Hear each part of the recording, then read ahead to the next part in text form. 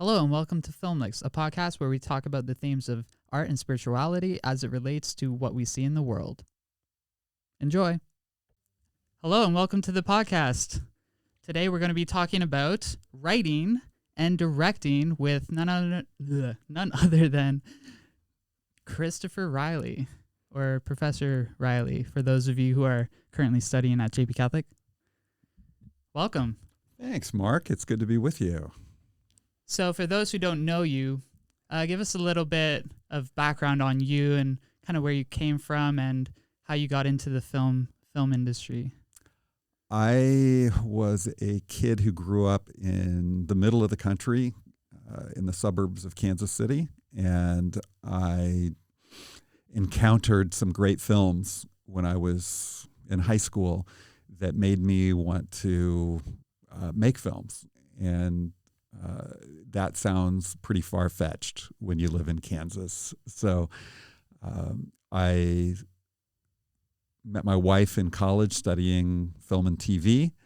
And then when we got married, we moved to Los Angeles, not knowing anyone or anything of what we were doing. And after about 10 months of not being able to find any job of any kind, I ended up getting a job at Warner Brothers as a proofreader in their script processing department, which was a bunch of people sitting at these old-timey computer consoles typing scripts. And I was one of the people who read those scripts for format and spelling and making sure that the typist hadn't missed something. And that became my graduate school. I read thousands and thousands of scripts while my wife and I were writing together, and ended up, after 14 short years, becoming an overnight success, selling our first feature screenplay, which turned into a German film called After the Truth. And that opened the door for us to have a manager, an agent, and start writing studio films. So I've been mostly a feature film writer for a few decades, and along the way started teaching screenwriting as well, and then writing books for screenwriters. And only recently, I had the opportunity to start directing. So I've done a little bit of directing. I directed a short film that's won some awards and just wrapped production on my first feature. Excellent. So that's where the Hollywood Standard was born in the...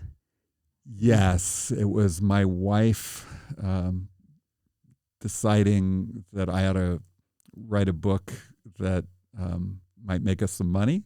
And it was me being asked to teach some classes on script format, which I kind of accidentally became an expert on. And it's not that interesting to teach about script format. It's kind of like if Webster had been asked to show up and tell people how to spell the words. Yeah. And he had this brilliant idea of writing it all down. Yeah. And that was what I did, was I just wrote down everything I knew about screenplay format. And so that alleviated the need for me to lecture on it over and over again.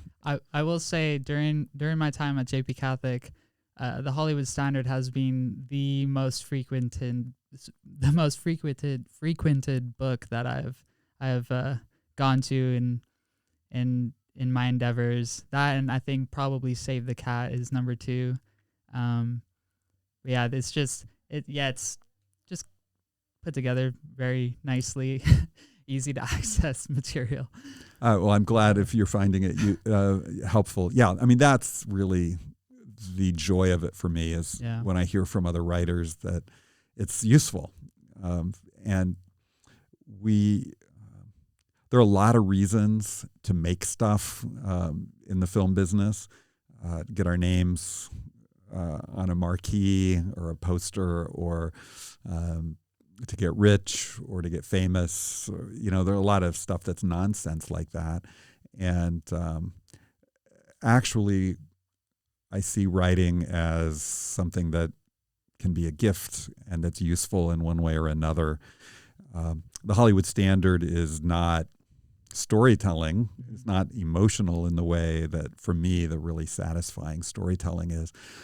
But it is useful. And so I get emails from writers on a kind of regular basis telling me that it's helping them get through the writing of a script.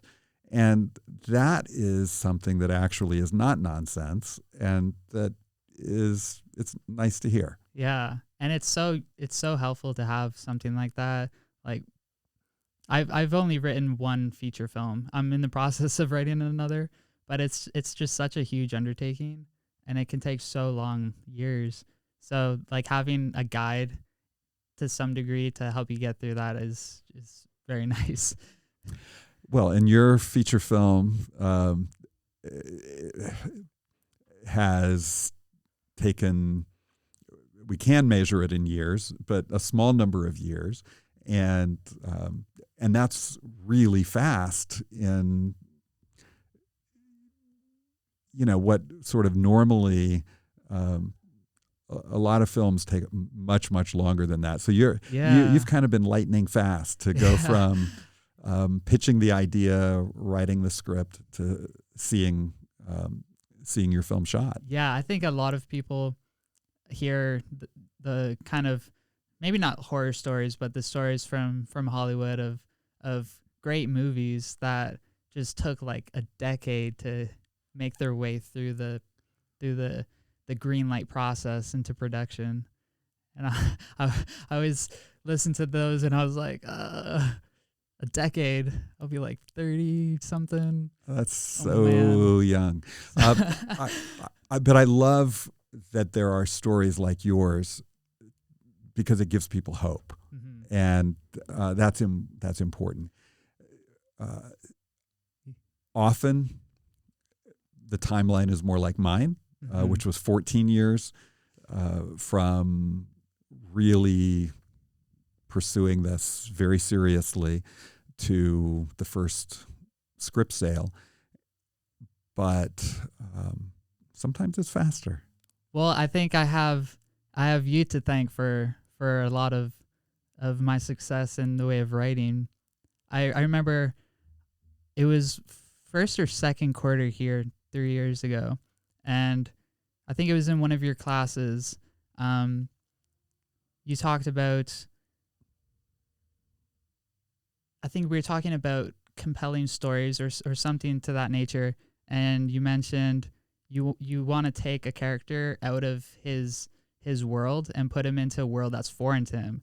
And so a group of us got together, and we wanted to make short films in addition to our class projects. And so we were all brainstorming ideas, and I came up with the idea of putting a city kid out in the wilderness, and from there it developed into what it is now, No Reception. And that's a feature that I wrote, for those of you who don't know. No Reception, wrote it with Natalia, and then sold it to JP Catholic, and it was taken from there by yourself and Professor Simon to where it got to before we started filming. People, I think, say a lot of the times, especially Professor Scoggins, that like screenplays never are finished. They're like stolen or something like that. Like you never finish writing. It just, you start shooting and then it has to stop. Right. Yes. That's, we kind of write until it's ripped out of our hands and rushed over to the set.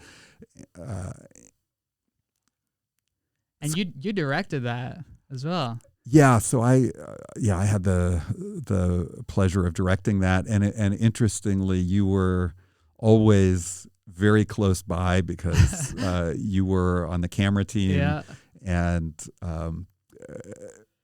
every shot in the film sort of passed through your hands and through your eyes. Yeah, it was very interesting experience, seeing like where it started and then where it ultimately ended up. It was very, very interesting and kind of a surreal experience. seeing something that originated in my imagination now on the screen, and I'm there pulling focus on it, making sure that you can see everything. So that was fun. I often wondered during production what that experience was like for you. I really love seeing something that we imagine coming into the real world, and that's where I mean, for writers, there's pulling the thing down out of the ether and putting it on the page.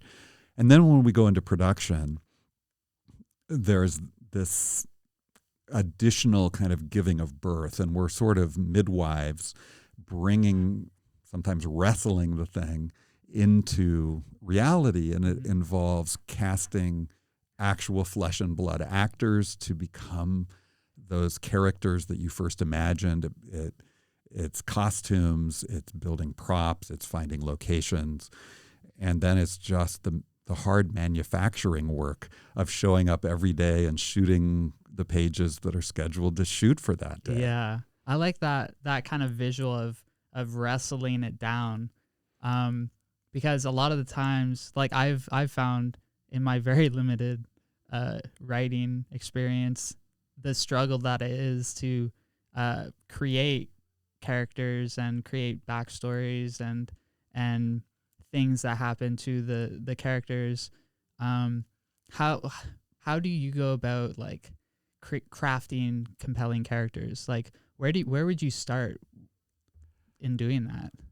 I've collected several sets of questions that help me find my way to who these characters are and what makes them tick. And anyone who's been a student of mine knows what I call the hero questions.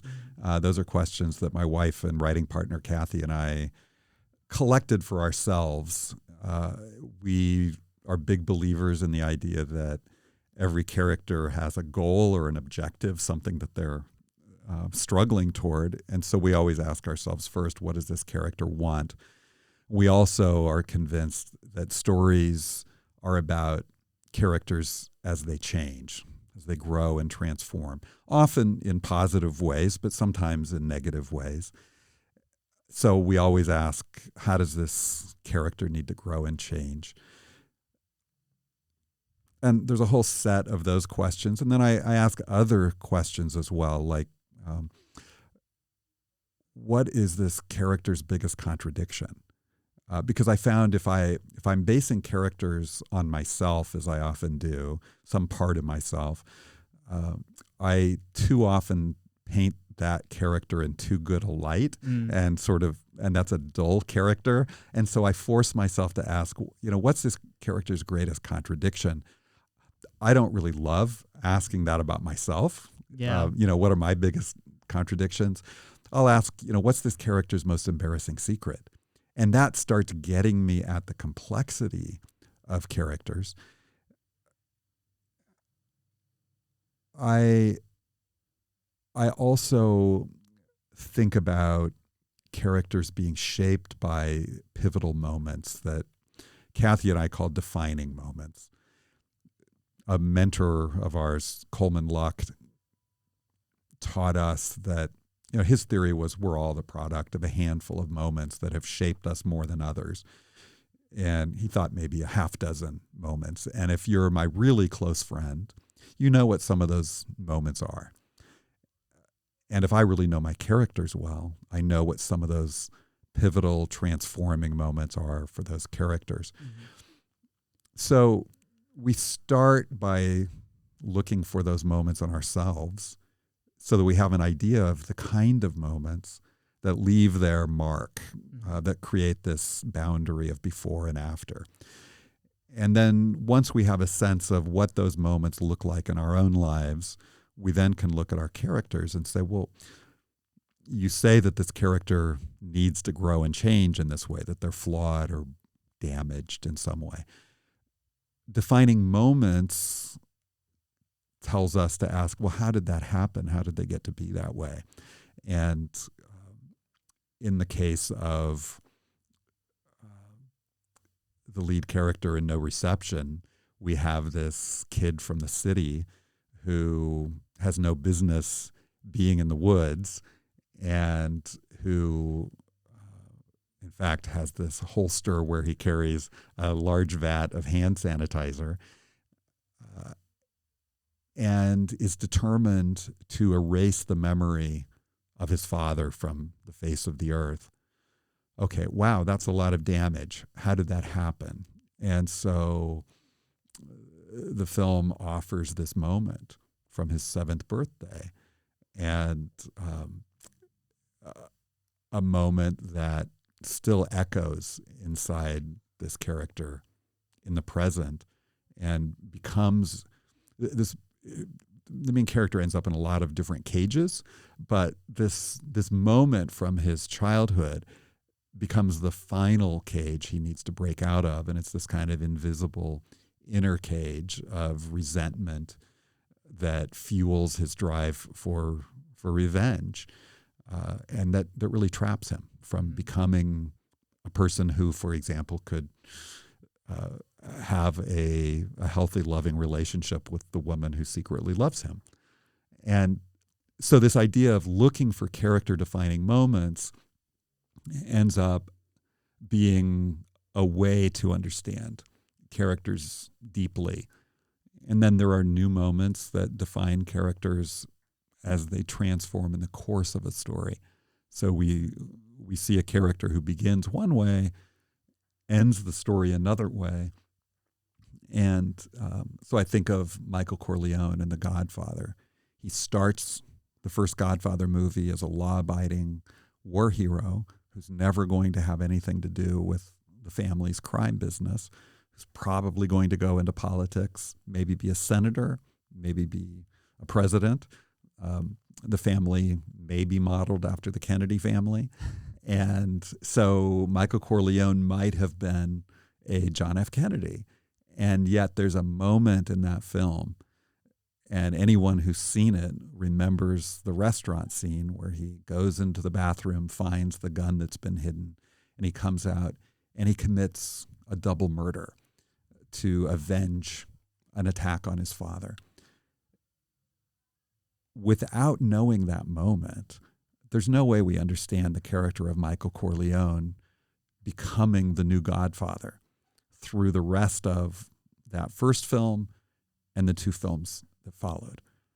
If we're there, and we are, to witness that moment, now we have this deep understanding of how did this straight arrow kid turn into a ruthless crime boss? Well, we know it because we were there, and we got to be with him, relating to him in this very uncomfortable way as he does something that we wouldn't do, and yet we get it. Yeah, that's very interesting. Like the idea that these moments in your life dictate kind of like the person that you are now, which makes sense.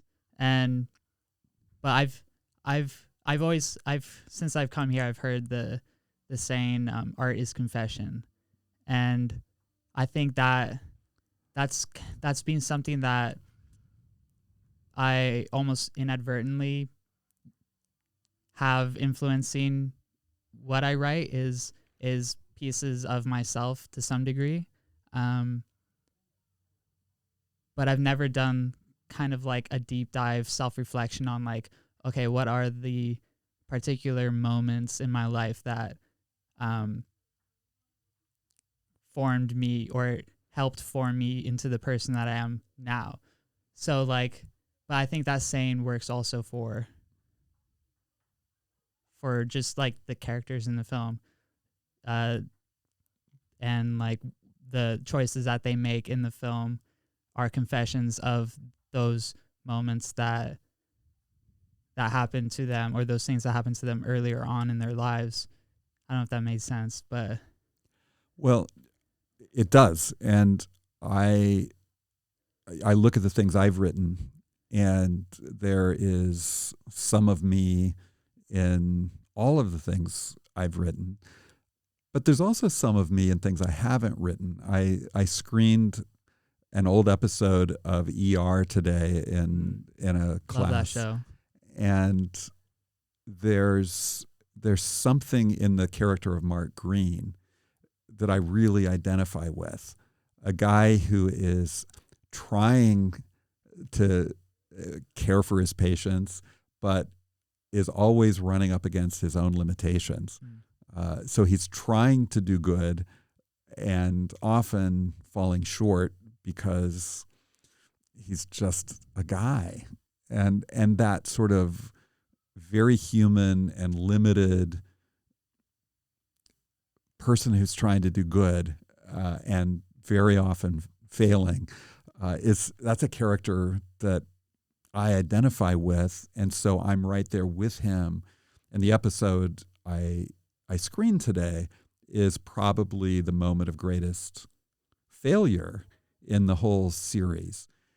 And when we identify with a character, we're right there with them as they're having these experiences. And that is part of the gift that stories are to the audience. We get to experience deep emotions. We get to vicariously go through all kinds of things that we'll never get to experience. I'll never, travel intergalactically, or I'll never visit Middle Earth. But I've done both through movies. I've never experienced warfare or combat, but I've watched Saving Private Ryan, and the opening of that film gives me at least a hint of what that might be like.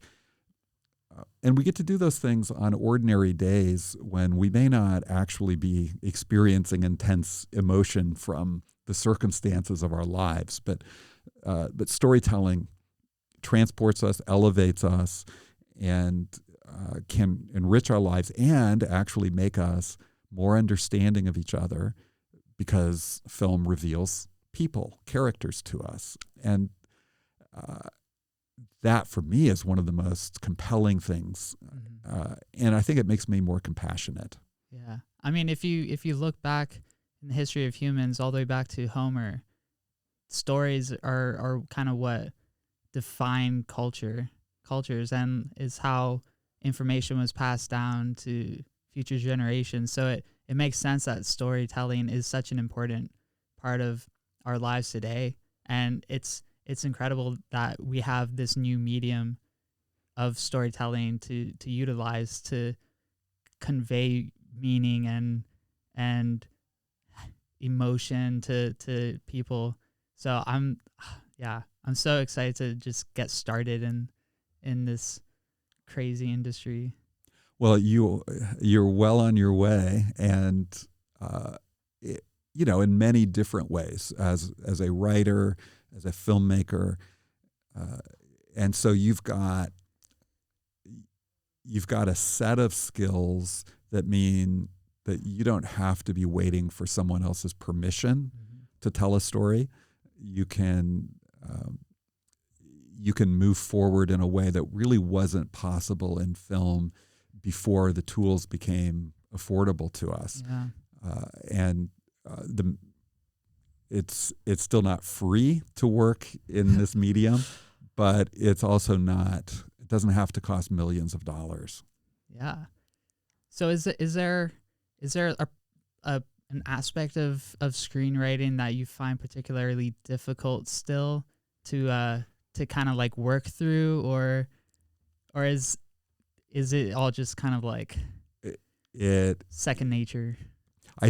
So imagine asking a rodeo bronco rider that question, and I'll give you the same answer. I just don't think you ever get to the place where you're not going to get bucked off.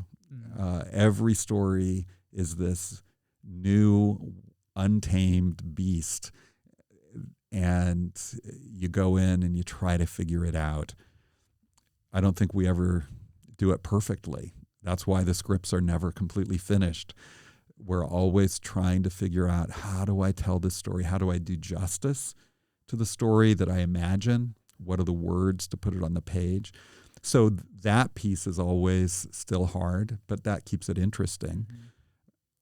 I haven't been bored in decades. And then there's another part of this that is probably the hardest part, and that's the emotional side of it. Most screenplays don't get shot. And the only way to write a good screenplay is to put your whole heart into it. And so what that means is, for a screenwriter, you're going to be putting your whole heart into lots of scripts that don't get produced.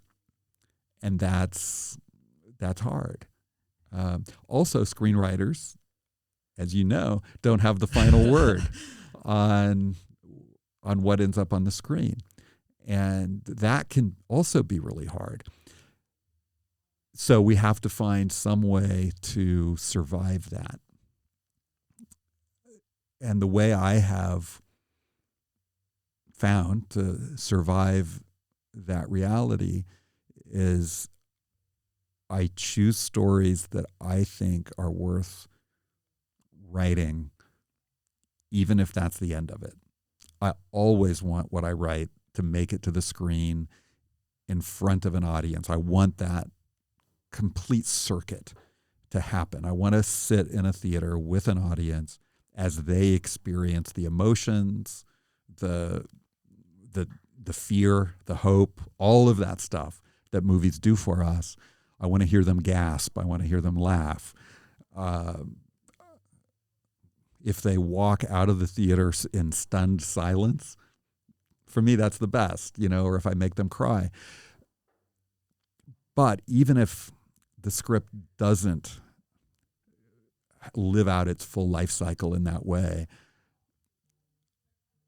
I write things that I think are worth writing, period. And that way I'm not living a life of artistic futility. I've had a nice run the last few years. Most of the things I've written have been published or produced. And I so appreciate that and understand how rare that is. But, I'm writing my next two things now. And I know that I'm still up against those same odds. Yeah. So we've teased your directing, but how was it like? What was the experience like going from a career of writing to directing your first short and then your first feature, and not too long a period of time, within the same year, right? I went from speaking out loud the words, I would like to direct something, to wrapping production on my first feature in under 2 years. Wow. And that was wonderful and exciting, and felt like somebody had stomped their foot on the accelerator in a car that generally just was putting along. So for me to see something happen that fast was, I was not used to that. There's just such contrast between writing and directing. Writing, mostly I sit alone in a room. Directing, you're directing a team of people. That's what you're directing.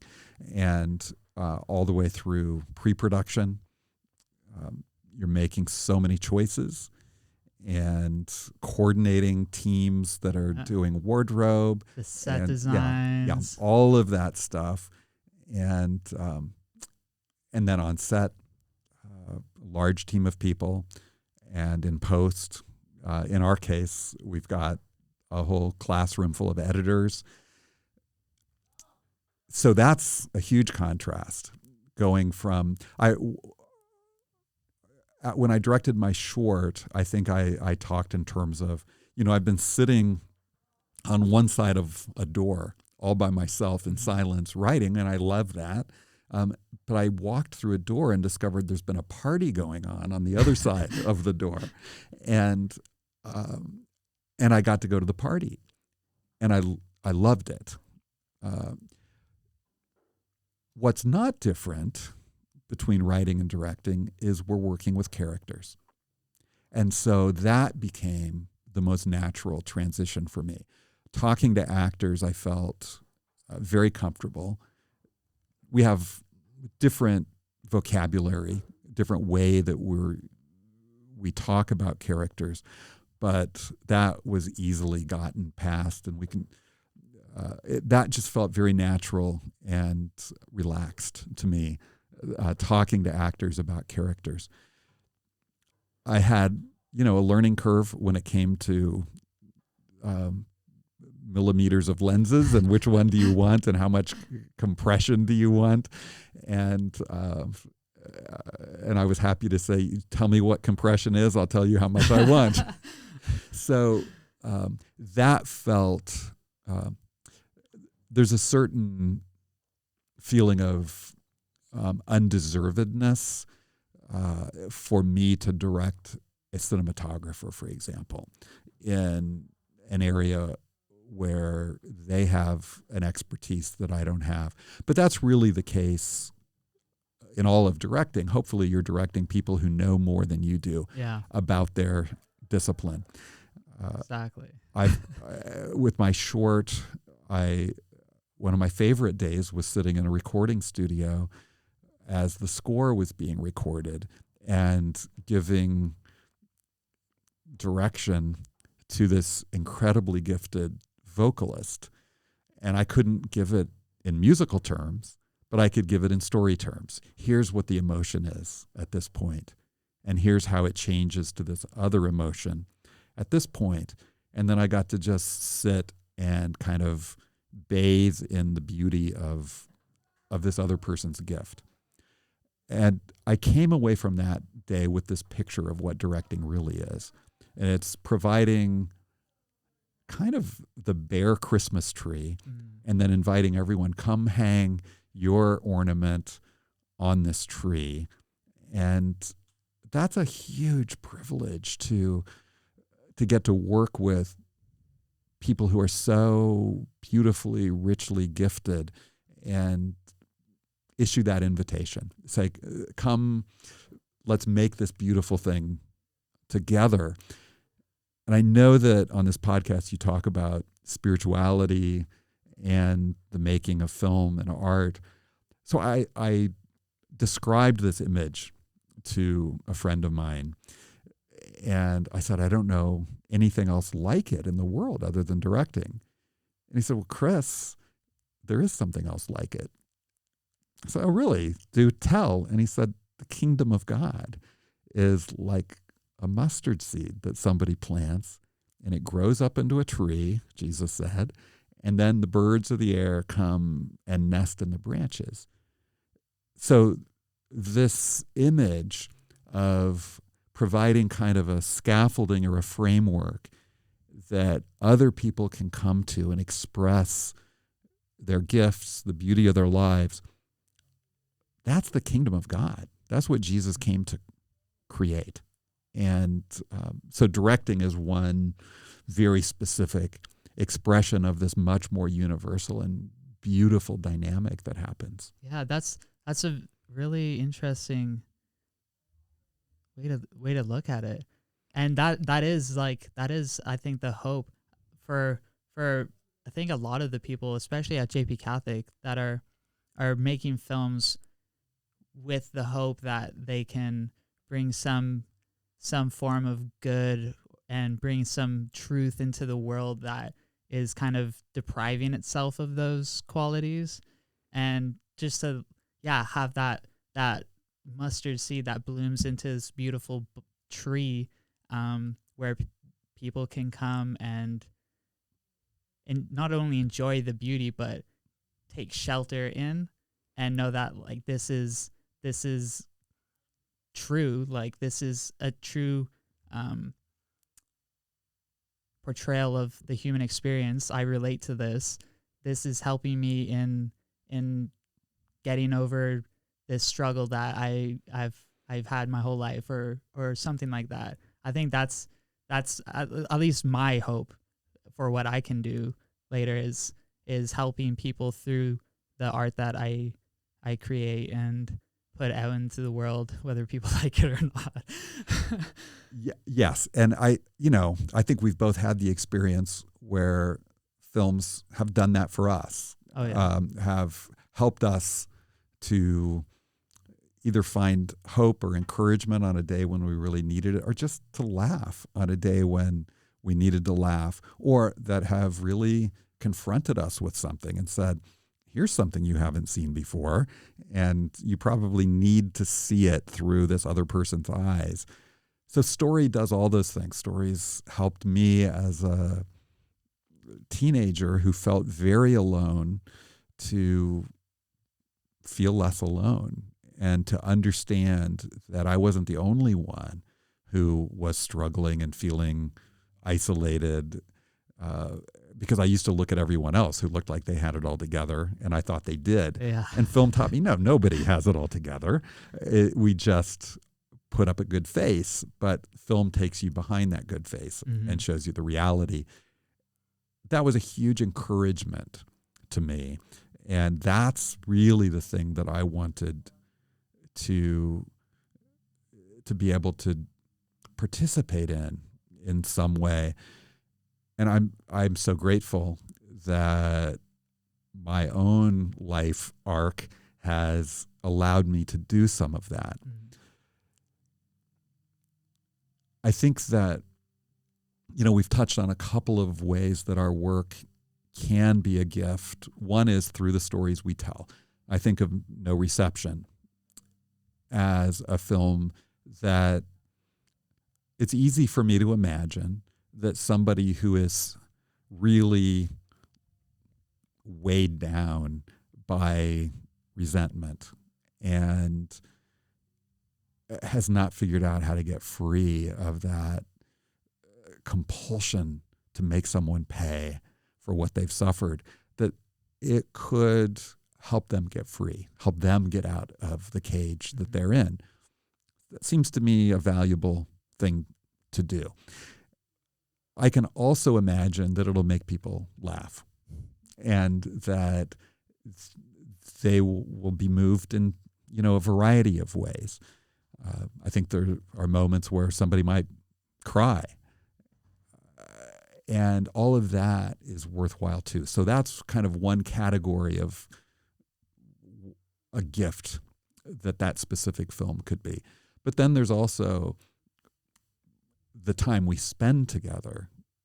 And when we're shooting a film, we spend a lot of time together.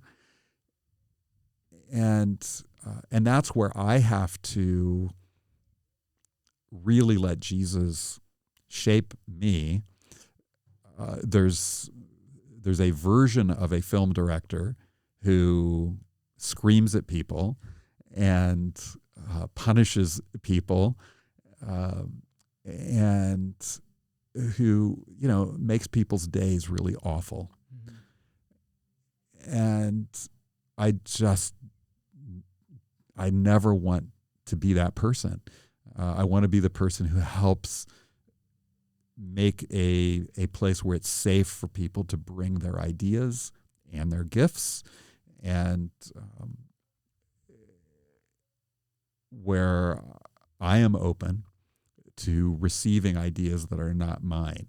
And so that means, Jesus, help my ego to die, and help my fear to die, and all my insecurity. And that is the big challenge for me, is like, stop making it about me. Let it be about the story we're telling and the people that I'm telling the story with. And I won't say that there was never a moment I wanted to fire somebody on set, but that's part of the discipline of going. I'm commanded by my master to act with love. Yeah, it on set is you really do. You see the best and the worst of people, but I think you did so well to be open and to people's ideas and pitches throughout the whole process, which I really admired, and I thought that was great. And but yeah, set can be a brutal place. But it was a really fun and energetic set, which was great because we spent 2 weeks in the woods, which could have been horrible, but it wasn't bad. It was not horrible. Production is physically and emotionally grueling. That for me is probably the toughest thing about it. You can't stop. You have to shoot the scenes that are on the schedule, and so we work long hours, and you always feel like you're behind. In fact, there's an official position, the first AD, whose job is to tell you how far behind schedule you are, and the only way to do it is as a team. Yeah. And any director who closes themselves off from receiving the ideas of everyone around them, I just think is a fool and is missing out on making a better film. Definitely. Yeah. I mean, I've tried to do even just like a 15, 30-second short film by myself, and it is just not good, not a pleasant experience. So because filmmaking really is a collaborative adventure. And there's something so beautiful about that it forces us to rely on each other and to need each other. That was really the insight that allowed me to dare to say I would like to direct, when I realized that doesn't mean I have to operate the camera and act and do all the things, that there are other people who can help me. And when I realized that, it put me in this vulnerable place of needing to then ask for help. Mm-hmm. And that was probably the hardest step of all, was to say out loud, I'd like to direct a movie. Will you help me? Yeah. And it's crazy to think that such a large group of people can all be working together towards the same goal with the same artistic vision. Sure, there are like differences here and there, but for the most part, there's a really strong unity amongst the team that allows you to be able to do something as crazy as making a feature film. And I think that is probably the director's number one job, is to provide that unifying vision and direction, to say to everyone, once you've heard all the options, this is the one, and we're going to go this direction together. Practically, that means that you've got to find a way to communicate in a clear and accurate way to lots of different people. Along the way, when we were in pre-production on No Reception, I said to someone, it feels like this is 1,000 games of telephone, where I say to one person, this is what we're going for, and by the time it gets relayed to the person who's actually doing it, it often changed to something different. And that's where I have to do the thing that is not all that comfortable for me, which is to say, no, actually not that, but this other thing. Yeah. And I am really sorry that it's the night before, but I really need the other thing. And my inclination is to say, you look really tired. Why don't you go home? This other thing will be good enough. And I just knew it wasn't good enough. And for the sake of the quality of what we were doing, I had to say, yep, that's what I need you to do for me. Yep. It's it is grueling, but I'm very excited to see it all put together. And yeah, hopefully it impacts people in the way that you were hoping it would. And people enjoy it, and that it does great, because it's hard to tell until it's all put together how it's going to end up. You know, I think it's hard for us to imagine that the people making The Godfather didn't know that they were making The Godfather, but they didn't. Yeah. Francis Ford Coppola, the director, was always in danger of being fired. One of the key locations, there was like an actual mobster who was on the crew, who was like extorting the owner of the property to allow them to shoot there. And so every film is, as you say, you don't know what it's going to be. You have to start with the best script you possibly can, and then you try to do really good work all along the way. And then I think in editing, you keep going until you have solved all the problems that you can solve. And in editing, there's still a lot of room to make a film stronger, to apply creativity. And you just don't want to quit until it's wonderful. Yeah. And you hope you've shot footage that it makes it possible for it to be wonderful. Exactly. Yeah. People say a film is made 3 times on the script, during production, and then in post-production. And they could be all the same or all different. But I think that's where the pre-production planning really shows, is in post-production, when you're putting it all together and it's hitting all the beats, all the emotional beats and story beats that you were intending it to hit, and people are receiving it in the way that you were intending them to receive it, and it's just a good show. So, yeah. And it really is shocking how much work that is. Yes, and we've only just begun post-production. Yeah, it is a long, long road, and you're working on the same thing for that whole time. So there's a certain kind of creative stamina that's required, that you keep bringing your whole heart to the project. One of the things that happens is that all the surprises, all the twists and reversals aren't surprising to you anymore. You know them all. And comedy relies on surprise.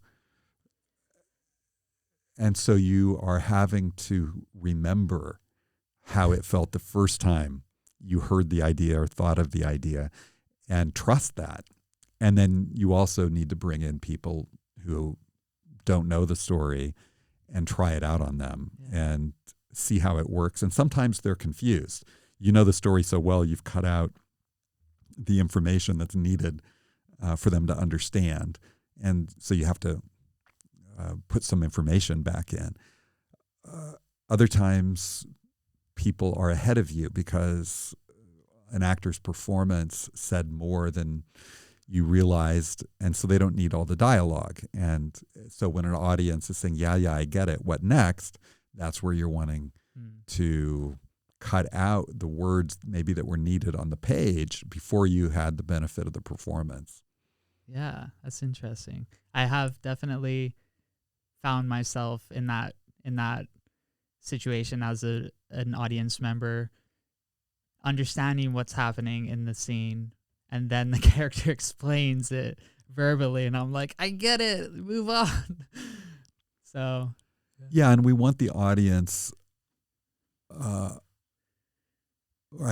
guess the audience wants to always be being given something new, something they don't know. And that's where we have to pay attention to where the audience is, what do they know, what don't they know. And you never want to cut back to somebody trudging through the woods, and then we cut back to them and they're still trudging through the woods, and now they're a little further into the woods. We always, every shot is showing us something we haven't seen before. That's why we can't take our eyes off the screen. That's why we order smaller Diet Cokes when we go to the theater, so that we don't have to leave to go to the bathroom in the middle, because we don't want to miss anything. Because in a well-made film, every second is essential and is telling us something that we need to know. And if we step out of the theater and step back in, it's all changed, and we're left saying, what happened? But we come to stories in large part to see what happens. Yeah. Well, we'll have to wait and see what happens with no reception and where it ends up. But I'm excited for that future. Are you gonna keep directing, do you think? I would love to. Yes, I would love to direct again. I'm enjoying returning to writing a little bit. There's an urgency to directing where you don't have unlimited time, and I really there's something exciting about that. But I also like having the luxury of saying, I'm not sure how this scene goes. I'm going to sleep on it and come back to it tomorrow. Yeah, that's part of what appeals to me about screenwriting. Is it's not just live TV. Just whatever happens. I like being able to go back and polish and perfect. Yeah, I am with you there. I like to take my time with it. So, yeah, it was great having you on. Yeah. Oh, this has been a fun conversation, Mark. Yeah, it's always a pleasure speaking with you. And thank you for all the wisdom you have imparted on me over the years. Yeah, thank you. Oh, well, it is my pleasure. It's also, in a way, my salvation to teach, because it gets me out of that room where I'm writing. And I've said this in other settings, but as much as screenwriting can feel like futility when the movie doesn't get made, teaching never feels futile. Teaching always feels, to me, meaningful and rewarding, and it's because I get to work with human beings, and it's been a joy to me to get to work with you, Mark. Thank you. If you enjoyed that, hit the follow button on Spotify or the subscribe button on YouTube, or not. I don't know. It's up to you. Peace.